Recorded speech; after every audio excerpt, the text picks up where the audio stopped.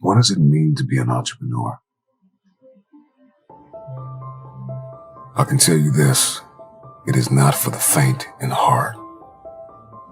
It is only for the brave, the courageous, the calculated.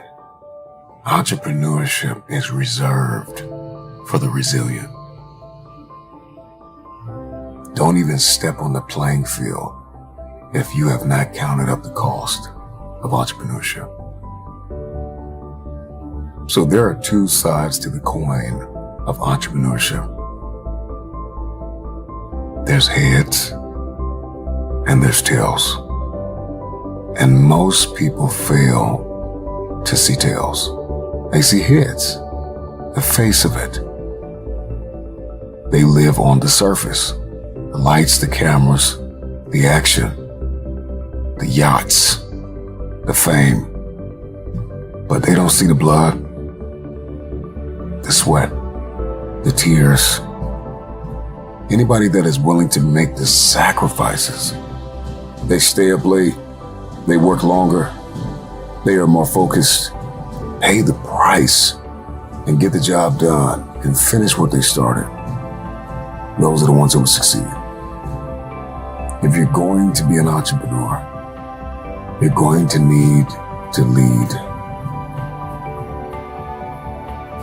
The world needs more creative, resilient, passionate, committed, focused, disruptive entrepreneurs. The last thing we need is somebody to come along with another good idea, but they don't have the passion, the perseverance, and the grit to get the job done. We don't need another person that's going to start something and quit in 6 months. Don't tell me you want to step into a room and dominate if you don't have passion. Don't tell me that you want to be a disruptive entrepreneur and you want to step into a room with a new idea and challenge and change the status quo and you don't have passion. Right now you may be in pain. Right now you may be hurting. But if you have vision, you are able to see past the pain and look into the eyes of the future.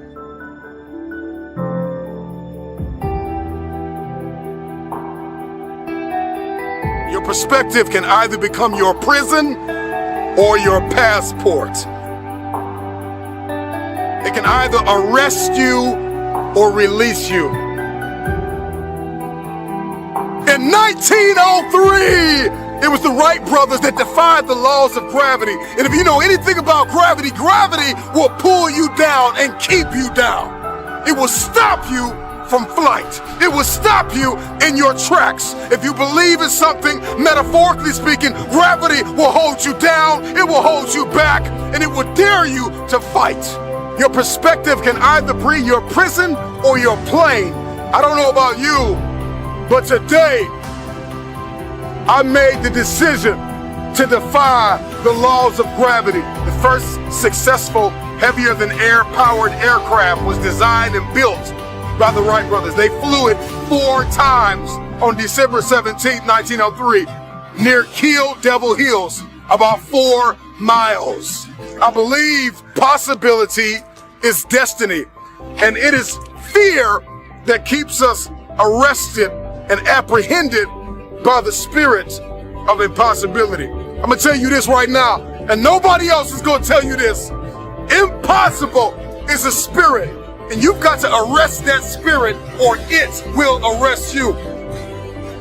Impossibility is like a soda fountain, the easy way out, the path of least resistance, because to say something is impossible, to give up, to cop out, to fill your cup of carbonated excuses. It tastes good, but it doesn't sit well as it goes down into your system.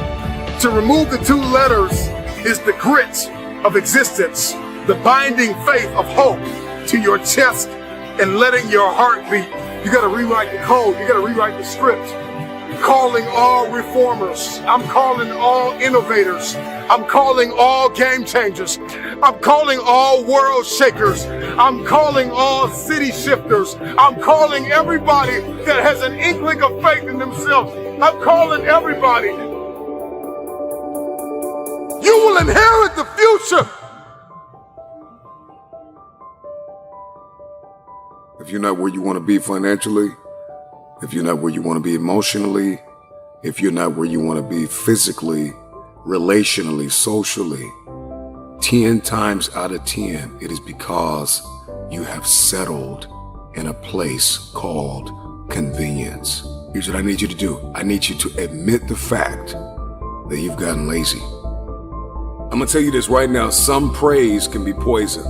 It keeps you locked in a state of paralysis, and you shining trophies from the past. And that's why you always hear those people from the past like, yeah, remember back in the day when I used to do this. Remember back in the day. They're still shining the trophy of the past accomplishments. So sometimes we can receive praise like a venomous snake that injects its poisonous venom in our veins and in our heart that causes us to stay locked in a state of paralysis. And I'm still praising the work I've done. And we get full. We get real full. This is what happens when people keep telling you, you're so good, oh, you're so great, or you did so good 10 years ago, 5 years ago, 2 years ago. If you continue to believe that your best work is behind you, then you will never achieve what is ahead of you.